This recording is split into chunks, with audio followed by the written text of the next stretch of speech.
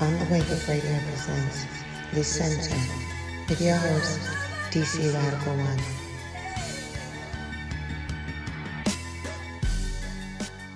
Greetings, brothers and sisters, and welcome to On the Wake Up Radio. You have entered the center with myself, your host, DC Radical One. Shout out to Ra on the boards, and also shout out to our wonderful producer, Cindy Ashby. You can check out this program and other programs at onthewakeupradio.com. We are also on SoundCloud, YouTube, iTunes Podcasts, Google Play, Stitcher, Spotify, and now on iHeartRadio at On the Wake Up Radio. Also, if you would like to follow myself, DC Radical One, you can follow me on Instagram at DC Radical and the number 1. Also, you'll surely be able to follow me on Twitter. Been having an issue with Twitter lately. Me and Twitter go way back, and they have removed me once. So we'll see if they'll let me back on. Also, if you would like to donate to On the Wake Up Radio, you'd like to donate $1, $2, $5, $10, $1 million. We'll take all of the above. Again, it's a labor of love, but we still live in a capitalist society where everything costs. If you appreciate the free content, please help us keep the message uncensored and free. You can donate through PayPal at onthewakeupradio@gmail.com. Also, if you would like an advertisement slot, please hit us up at onthewakeupradio@gmail.com. Now, today's discussion, as we announced last week, will be in honor of the Honorable Marcus Mosiah Garvey. And the discussion is, what would Garvey do? And for this discussion, we're gonna take a look at the life and legacy of Garvey very briefly. But we're only gonna take a look at the life and legacy of Garvey in order to really see what would he be doing today, in today's time, in today's world, if he were here in our situation. And also what we're going to do is we're going to look at some of the things that take place in his name by people who claim to be Garveyites, Pan-Africanists, Black nationalists, and these other things, and look to see if these people, see if we're in alignment with what Garvey did, what Garvey espoused, what Garvey taught.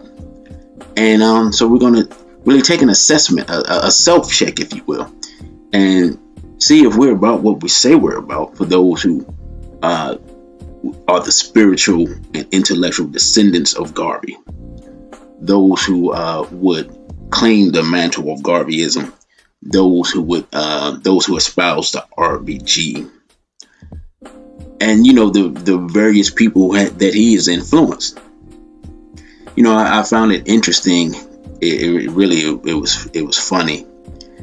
I saw a tweet from, of all people, the Reverend Al Sharpton, and he was talking about the fact that Garvey was an immigrant, and he used Garvey's immigrant status to espouse the immigrant rights issue, if you will. And try to frame it in a way to say that black people should be fighting for immigrant rights. I found it completely disingenuous. I've never actually seen Al Sharpton mention the Honorable Right Honorable Marcus Garvey. I found it pandering. I found it distasteful. I don't normally name names and talk about people, but I saw it, and really I was disgusted by it. Because the Right Honorable Marcus Mosiah Garvey was a Pan-Africanist, an internationalist, and he believed in Africa for the Africans. And so that's not to say that he would not have cared per se about the rights of black immigrants, but Garvey his cry was race first. And so with his cry being race first, no matter where a black person is or where a black person is from, he's advocating for those black people first. And of course, since black people are under assault and under so much pressure and being vilified and scorned and destroyed in so many ways, I doubt very seriously that Mr. Garvey will find time to worry about other people who had moved past black people on the economic ladder. So to use Mr. Garvey's name in this manner, I found was totally disgraceful and disrespectful, and I'm just going to say so publicly because I can do that. Claim to have First Amendment rights, and I'm a full-grown man, and I have no problem speaking my mind. And so this is one of the things that we've seen throughout time, where people will take and use people's names and pick and choose parts of people's message to try to advocate their own agenda. And so the Reverend Al Sharpton, who actually, interestingly enough, uses the red, black, and green in the logo of his National National Action Network, but I don't see any action taking place, but that's neither here nor there. For him to try to latch onto the mantle of Garvey, this is just an example of the type of things that we'll see and some of the things we'll discuss. But I just saw that the other day, and it just stuck in my mind. But I given enough time to that individual. But one of the things that Mr. Garvey talked about, it is a very basic thing, but it's something that you see amongst those who claim to be RBG, even though some of those who claim to be Pan-Africanist, conscious, so on. And it's something I want to talk about very quickly. One of the things that Mr. Garvey definitely was against, that I see a lot of amongst those of us who claim to be adherents to his teaching, he hated the use of the N-word. Now, a lot of people think, oh, well, it's not a big deal. It's not, it doesn't really matter, and blah, blah, blah, and try to change it into something positive. And they're more adherents of Tupac Amaru Shakur than they are the Honorable Marcus Mosiah Garvey when it comes to this issue. Because Mr. Garvey made clear, he wrote it down in his Declaration of Rights for the Negro peoples of the world, that we deprecate the use of this word. Deprecate means basically hate. So he hated the use of the N-word. It was a pejorative term. It was given to us by our enemies. And he hated for the word to be used, and he did not believe that the word was descriptive of his people, African people. Now, Mr. Garvey was ahead of his time in some ways, because even though he called his organization the Universal Negro Improvement Association, people always forget the African Communities League part of that discussion. And so Negro was the term of use at the time, but make no mistake, Mr. Garvey was very much an African. And as an African, he accepted his African identity and rejected the N-word identity that had been placed on black people by our enemies. And so a lot of people will make a lot of excuses for this, but it's very simple. If we claim to be adherents of the Right Honorable Marcus Mosiah Garvey and to carry on his legacy and carry on his traditions, this has to be a word that is removed and thrown into the dustbin of history. Let it be a word that our enemies use, and then we can focus on our enemies and bring down righteous retribution upon them anytime they utter the word, so that fear enters their heart to even think it. That's what we should be doing, not trying to claim it as our own and repackage it the way Europeans take poison food and repackage it and make it taste better. That's not what we're supposed to be doing, because we're not Europeans. We are Africans. And we are Africans because Mr. Garvey told us we are Africans, and because our scholars and scientists who came after him and those who came before him have come to that conclusion after many years of study and bring forth a vast amount of information and proof on the matter. So as Africans, we have to make a choice. We cannot be both Africans and N-words at the same time. It is a contradiction. And so those who would be African have to make the choice to follow within the lines of the Right Honorable Marcus Mosiah Garvey, and not only to not think of themselves as N-words, but to not think of them people as N-words, but those people who are asleep as potential Africans. And those Africans who are not Africans and choose to be Europeans then see them as such, but let us dispose of the N-word. And so that's one of the things that when we talk about what would Garvey do, we know for a fact, because he spoke about it, he wrote about it, he spoke against it. We know for a fact that he would not be running around calling himself nor his supporters, and even his enemies, the N-word. And if anybody's confused about what N-word I'm talking about, you know, the one that starts with N and continues to I, and you can move forward from there. If you don't know what I'm talking about now, then that means you likely don't use the word, and therefore you have nothing to worry about. Either that or you have selective amnesia. So with that being said, when we talk about what would Garvey do, one of the other things that Mr. Garvey talked about and spoke about was he wrote a lot about character. And he wrote a lot about character in certain writings of his that were released very late in his life. And he wrote a course of African philosophy, and he talked about character. And one of the things he talked about is not sleeping with another man's wife and a woman not sleeping with another man's husband. And so he talked about, and he also talked about just in general having some sexual restraint. And of course, in today's time, you know, one would sound like a prude to talk about sexual restraint where we have all the things that are going on. But Mr. Garvey laid out very excellent reasons why sexual restraint is necessary. He talked about the what can take place with really too many sexual partners, the type of confusion that takes place, and how it really can cause your society or your movement to unravel with just a lack of ability to control oneself sexually, be one man or woman. He made very clear that he was talking about both men and women in this case.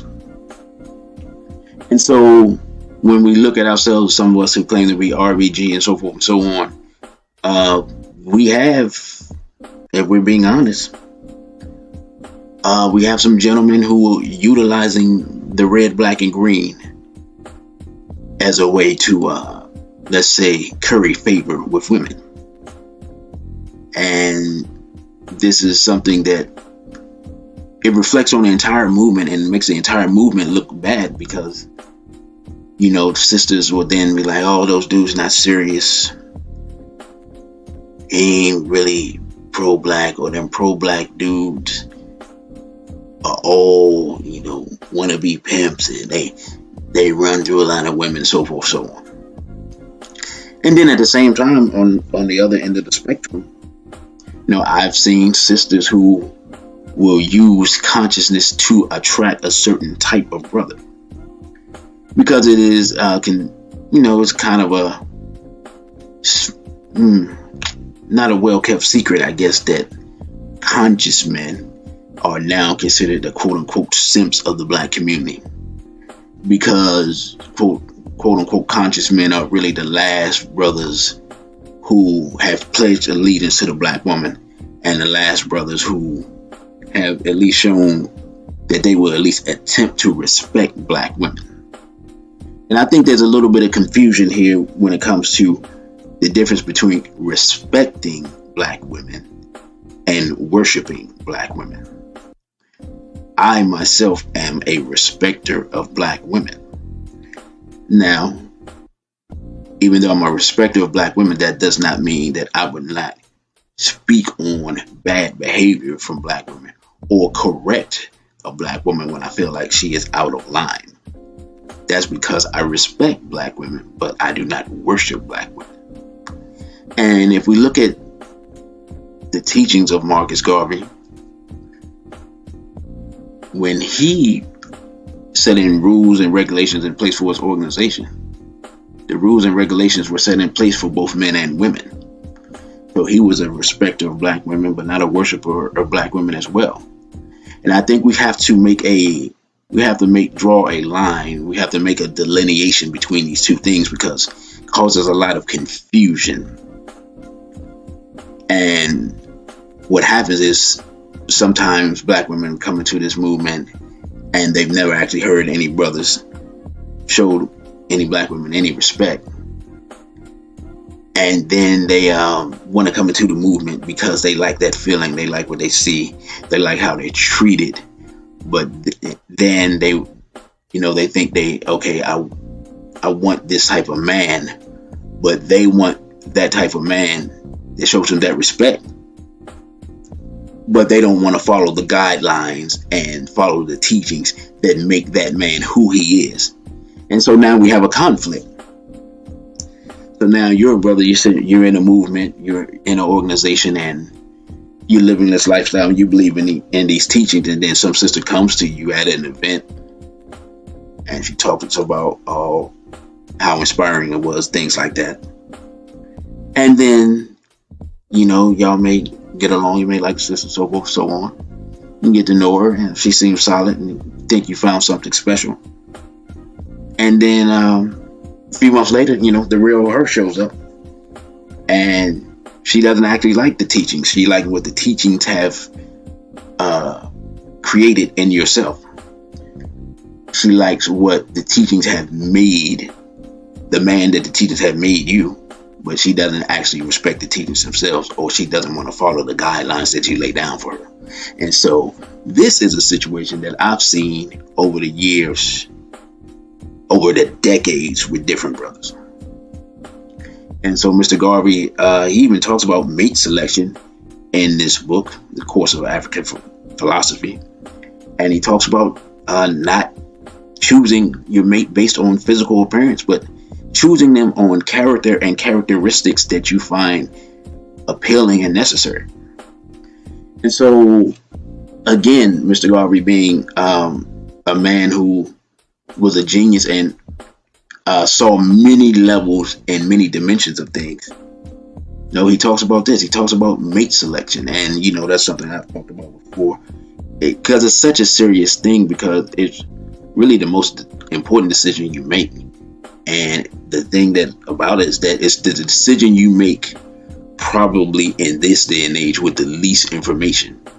You can research a car, you can research a house better than you can research a person nowadays, because people put on masks and people have whole personas that they put on. And so a lot of people aren't very transparent, and by the time you see the real person, it could very well be too late. Of course, another thing that happens with that is that we see all the good parts and ignore the bad parts. Then when the bad parts get worse, we're sitting around trying to figure out what exactly happened. But with that being said, that's yet another aspect of Mr. Garvey's teachings. And they're very important aspects, and they're even more important in this day and time than they were in that day and time. But it just goes to show that it's a universal and timeless principle, the importance of sexual temperance, if you will, the importance of mate selection. Mr. Garvey even spoke about, in regards to temperance, he even spoke about being temperate in your use of alcohol. There's some people I know claim to be RBG and these other things, and appear to be borderline drunkards if you socialize with them. And I'm not saying someone should or shouldn't drink. I'm not. That's a decision that an individual has to make for themselves. You have to know your limitations and things you can handle and can't handle. But it's just interesting that it's one of the things that Mr. Garvey spoke about, or wrote about, when he's writing about character. And really, all of these things really, when we talk about what would Garvey do, a big hidden aspect of Mr. Garvey's teachings were about improving the character of black people. No, he talked about thieves and said you have to be very hard on thieves. He said that it's just a major thing and it's something that you can't let slide. You can't be out here stealing from your organization or robbing your people. That it causes distrust and confusion and can really ruin your organization. But amongst all those things, one of the things that Mr. Garvey talks about overarching thing is the need for organization. And because of the internet, what we see a lot of is we have a lot of people who again claim the teachings of Marcus Garvey, claim to be Pan-Africanist, African nationalist, RBG, Black nationalist, conscious, so forth and so on. These various labels. But while people are claiming these various labels, and you look on the internet and you see, all these people who claim to believe in these things, the overarching thing that they seem to miss is the importance of organizing with other Black people. You see, I know a lot of people, well, I guess no is not the word I'm looking for, but I see a lot of people who are on the internet and, they're espousing this life. And I see them posting a lot of posts, and I see them, sometimes they may be traveling internationally, and doing things like that. But the interesting thing is when you see them by themselves. And the thing that's most interesting about that is while one is espousing Garvey and Garveyism, the very core of who Marcus Mosiah Garvey was is that Marcus Mosiah Garvey was an organizer. And his greatest strength was the ability to rally large numbers of people to his cause and to believe in his philosophy and to act out his philosophy. And of course, in today's day and age, in a very weird way, it's more difficult because Black people are more divided, even though the world is made smaller with travel and with the internet. And so it makes what Marcus Garvey did that much more astounding. The fact that he could amass over 5 million people, some people say 6, some people say more, million people, organizing them into a mass movement, and then go begin to create businesses and build and make products.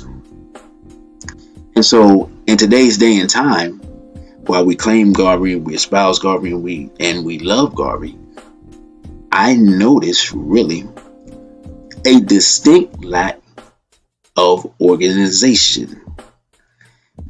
A distinct lack of organization and a distinct lack of organizations, and a distinct lack of strong organizations. And so while we have people putting up RBG flags on their Facebook and Twitter and Instagram, and Garvey quotes, and wearing dashikis and RBG shoes and all these things, the question is, what would Garvey do? Now, while Mr. Garvey was very much a proponent of pomp and circumstance and uses of propaganda, these things, the fact of the matter is that he still believed in organizing face to face with people to begin to do the work that was necessary in his day and time.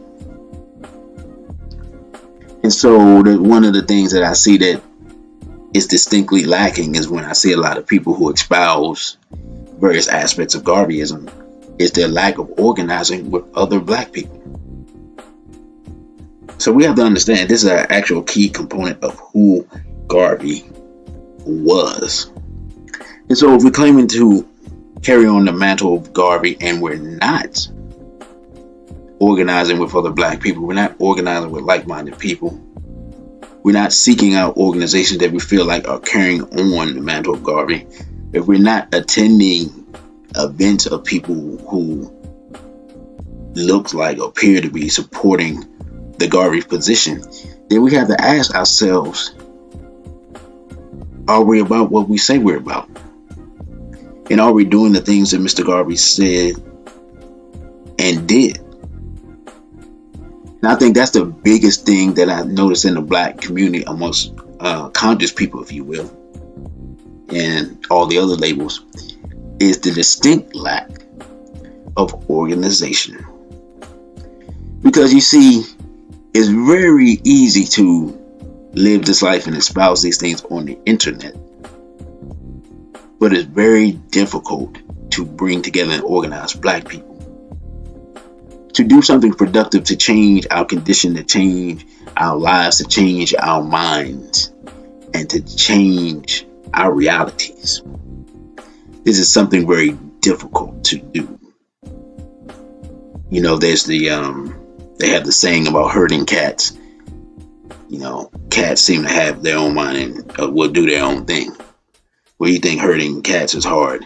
Try organizing black people around an idea, especially when that idea is an idea that excludes other people.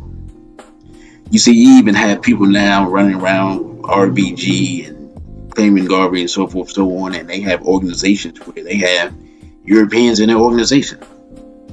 You have people that claim RBG and claim Garvey would love them and so forth, so on. They're part of organizations that are funded by Europeans.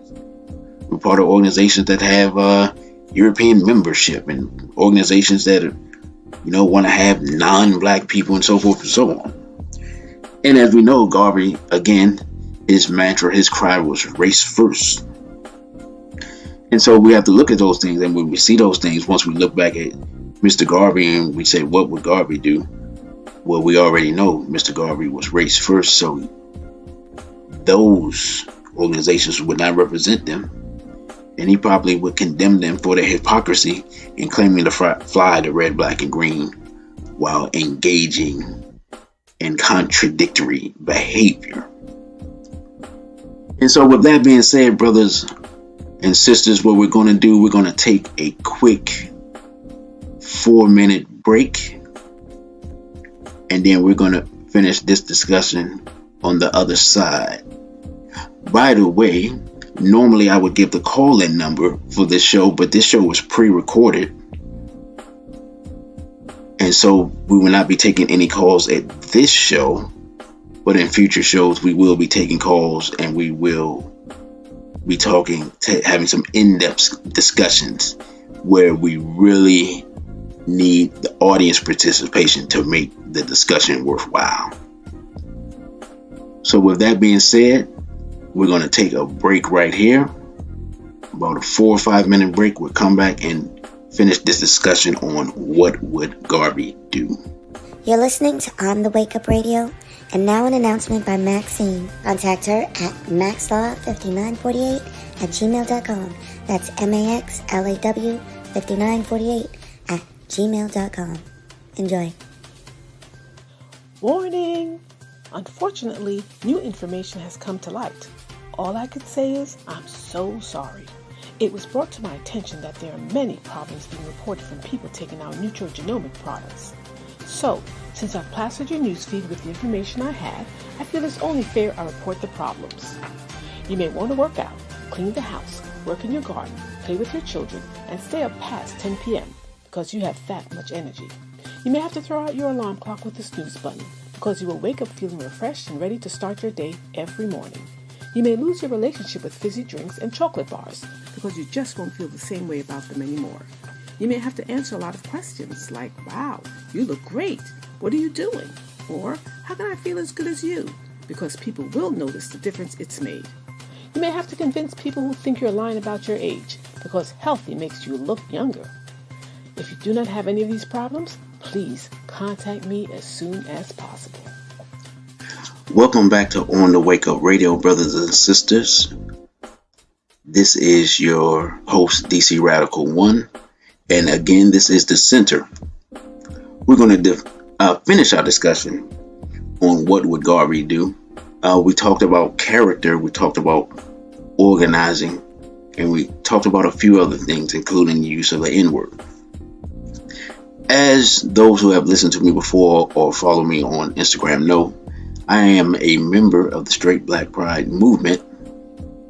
And this weekend we're having our 5th annual international convention. And so far, because the first day has passed, it was really an outstanding event. And one of the things we saw, we had Dr. Mumbi Saraki from Kenya. Shout out to Dr. Mumbi. She's really a very wonderful sister, very kind and loving, and she really loves African people. And it was really beautiful to have her there, and the crowd was very high energy, and they were very excited to meet her and see her in person. And it was really a beautiful experience. And I just want to say that as Black people, as African people, we can't be afraid. We can't be afraid to reach out across waters to fellowship with our people.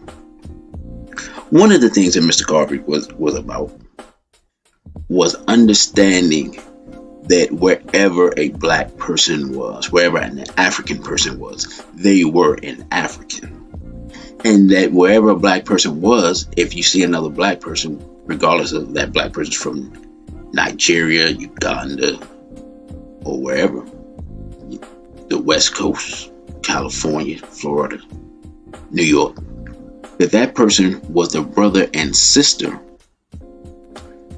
of another Black person. And that we are all related.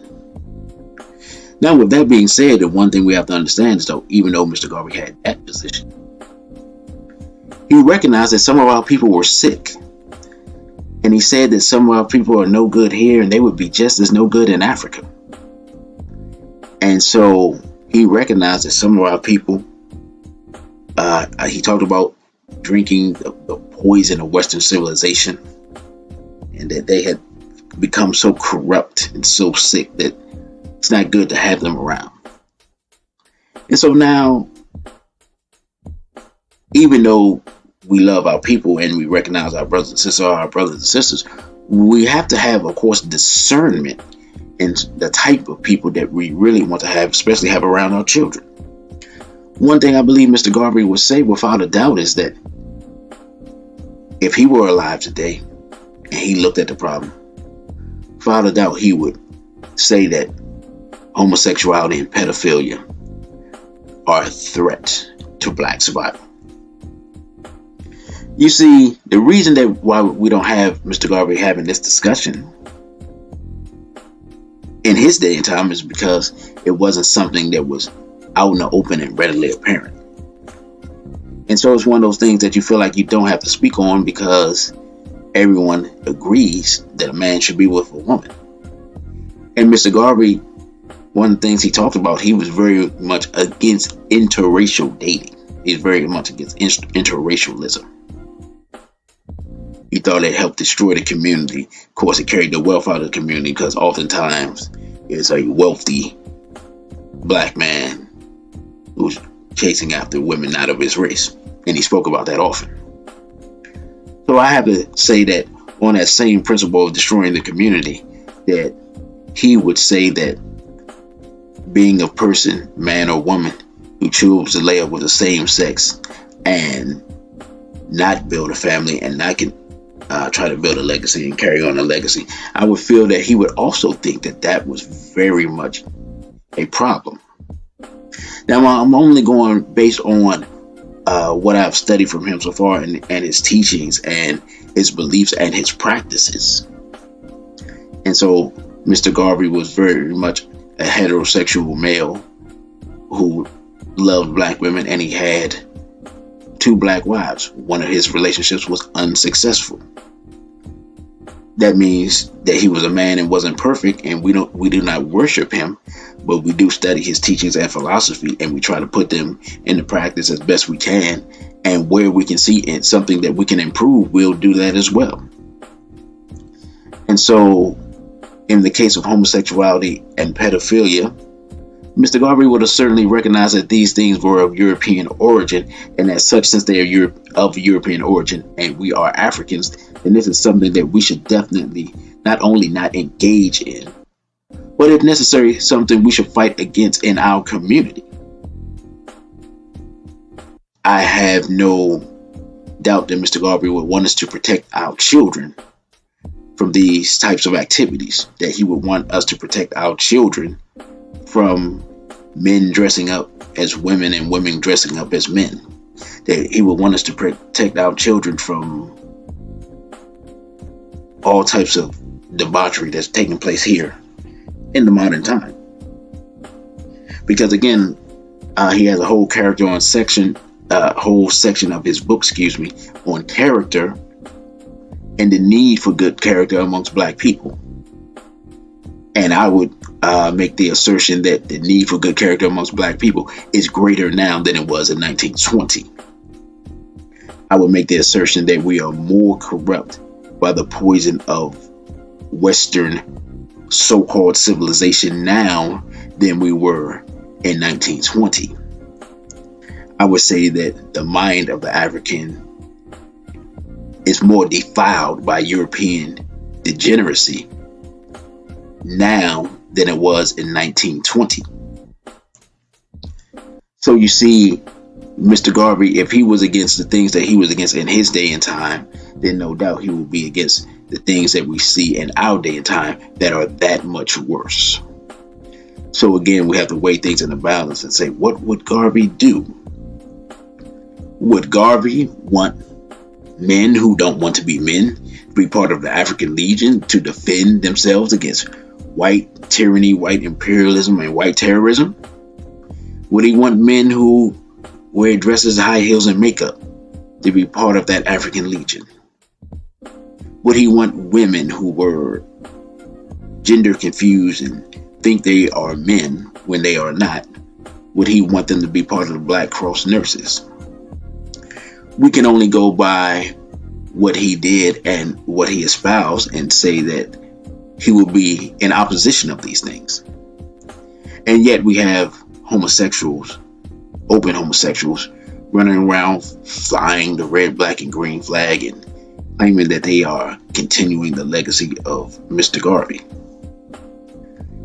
It is my belief that this, of course, is false. That again, we have people using the name of Mr. Garvey in order to espouse their own principles and philosophies and advance their own agendas while riding the coattails of possibly the greatest leader of black people in the modern context. And so we have to be very careful when we see these people. We have to examine them, examine their behavior, and we have to call them out on their hypocrisy and their deceptiveness. They're trying to bamboozle the people, as Malcolm X would say. And so we see that there are a lot of people who claiming RBG and black nationalism, Pan-Africanism, all these other things, who may want to check and dig deeper into the teachings of the Right Honorable Marcus Mosiah Garvey to see if they are in line with such. But with that being said, this is a thing that I myself look at on occasion and saying, am I doing what Garvey would do? Am I advancing the cause of Garveyism? And I must say, in some ways, yes, in some ways, no. We all can improve ourselves and be better. We all can reach higher. We all can be better versions of ourselves. But with that being said, one of the things that I am proud to say is that I, without a doubt, believe that because I am a member of the Straight Black Pride movement, and because we are organizing internationally, and because we are reaching out to brothers and sisters in various parts of the world, that and carrying on the tradition of Marcus Mosiah Garvey. And like I said, I believe very much that he would be against the homophile assault on African people. And as such, as being part of an organization that is standing in the breach and holding the line against the homophile assault, I feel very secure in the belief that, again, as part of that work, carrying on the tradition of the Right Honorable Marcus Mosiah Garvey. Some of you may disagree with that, and that is perfectly fine for you to do so. But I believe I'm doing my little bit to continue the legacy and the work of one of the greatest amongst us. And just the simple fact of being an organizer and organizing Black people and bringing Black people together and making a space and giving people a living example that Black people can come together on something positive and build something positive and create something and take an idea and make it flesh, which is one of the most satisfying things you can do, is to have an idea and to take that idea and to manifest it into reality. And for those who have never done it, and actually we all have done it, we all have had an idea and we all have made it manifest, even though we don't think of it that way. It's a very satisfying feeling. It's a very satisfying feeling to see Black people enjoying themselves in the company of other Black people. It's a very satisfying feeling to have gatherings of all Black people and for people to come together in love and unity, and people to enjoy themselves and have good food and listen to good music and have a good time and really just enjoy being around Black people. Because one of the things that I've experienced talking to other people is so many of our people come from families where there's a lot of discord and dysfunction. And so people grow up and they never actually experience what it's like to be around positive Black people.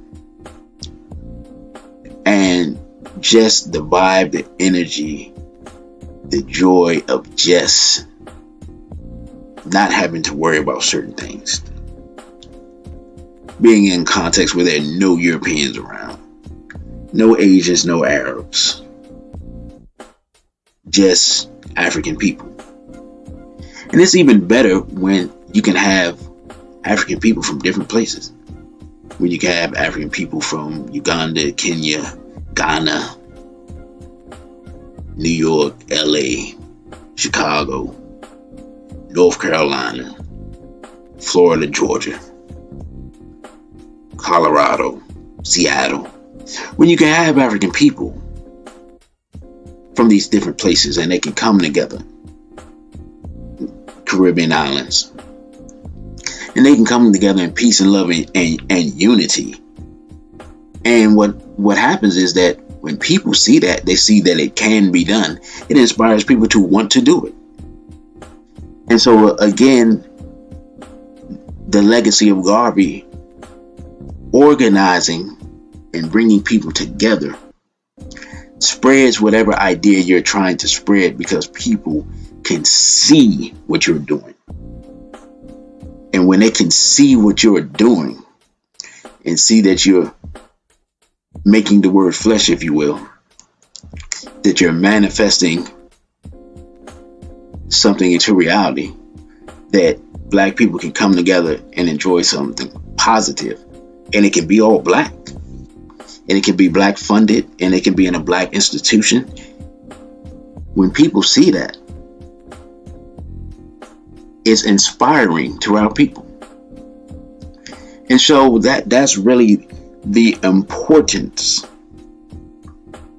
of organizing, the importance of building things, the importance of coming together.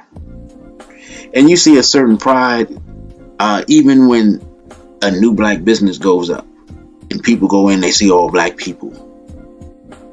And I've seen, in areas in the city when I was growing up, There were a lot of black businesses, but then there's been a decline, and now I'm seeing a couple more pop up, and it's beautiful to see the community when they realize there's a black business. People just go piling into the business, and they're just making money hand over fist. And it's always good when a business owner tells you, yeah, wow, man, we have a lot of people,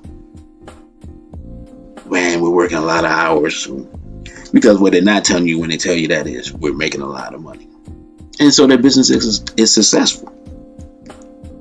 And it's always a beautiful thing to see the community support those things, because as much as we can get on the internet and post and blog and things like that, building things in the real world are still what's necessary to carry out the legacy of Marcus Mosiah Garvey.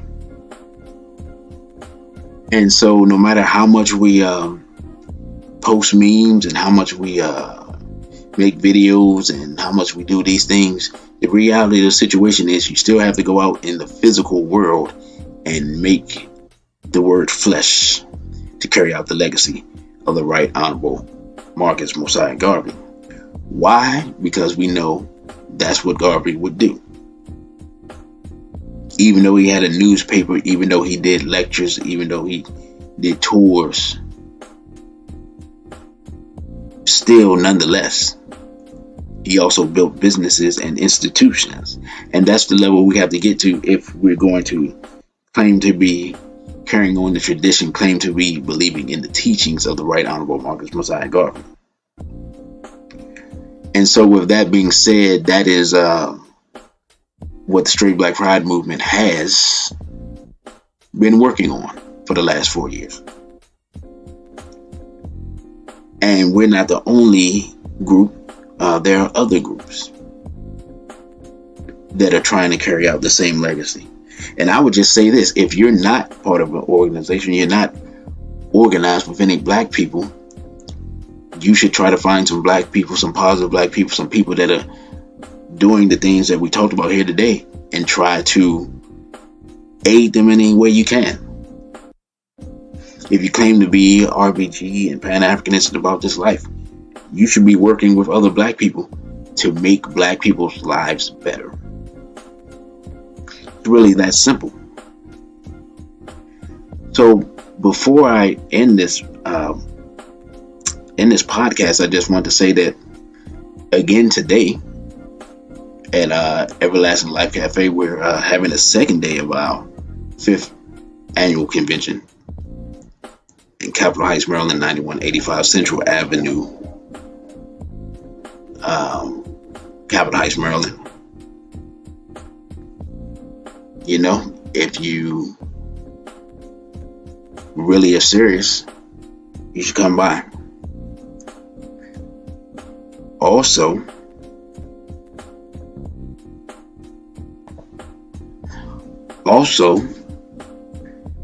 Sunday, August 25th, so that's a week from today, at 1 p.m., Straight Black Pride movement in the DMV area will be having an open interest meeting.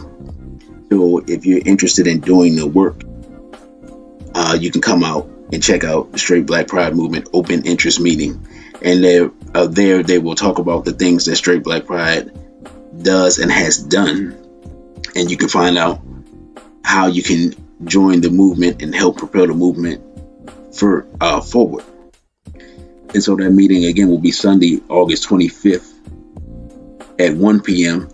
and it will be at the Empowerment Center, which is located at 6490 Landover Road, Cheverly, Maryland, 20785. Now, in addition to that, on Saturday, August 31st at 2 p.m., Straight Black Pride movement will be having a meet and greet in Brooklyn, New York, at the Black Elephant Lounge, which is at 611 Jean-Jacques Dessalines Boulevard, which is formerly Rogers Avenue, Brooklyn, New York, 11225. So again, if you're in the New York area and you would like to meet with the brothers and sisters of the Straight Black Pride Movement, August 31st, we will be in Brooklyn for a meet and greet. And so we'll just be coming together, meeting with people in the community, lounging, enjoying ourselves, enjoying some food, and relaxing. So you'll be able to meet members of the Straight Black Pride Movement in a very relaxed atmosphere. Also, September 21st, yours truly, DC Radical 1, will be giving a lecture at Everlasting Life Cafe at 6 p.m. And the lecture will be Africa versus Everybody, the extended remix. And so I'll be doing a full lecture dealing with Black people, Africans worldwide, and our struggles against many other people. And we'll be showing who our enemies are and what some of the things they have done and some of the things they plan to do to basically destroy us.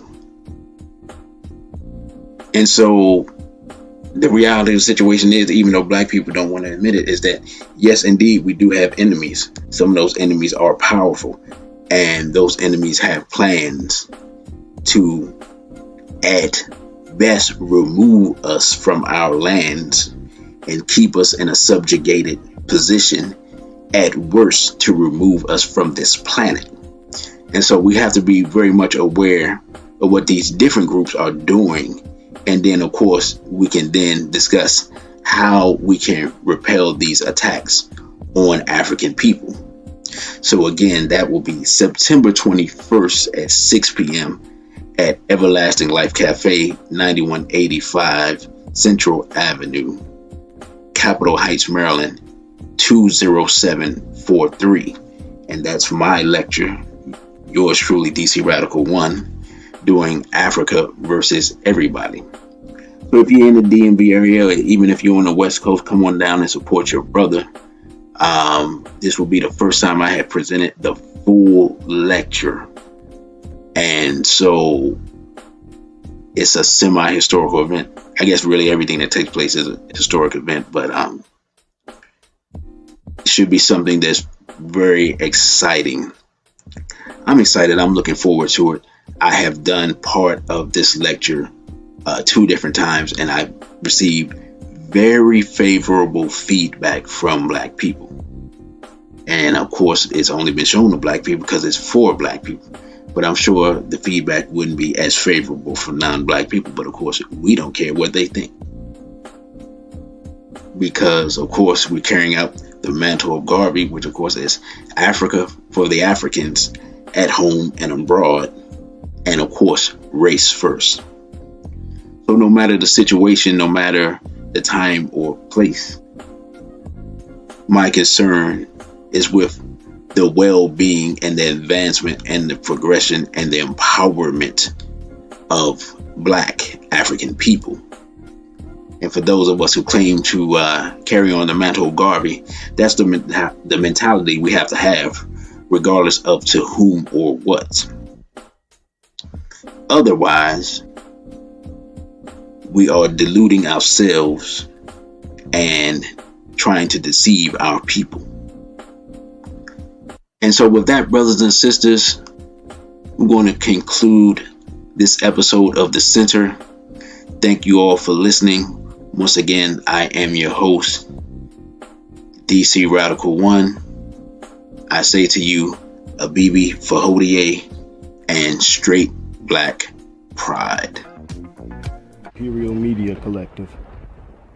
Cindy Ashby Productions. On the wake up.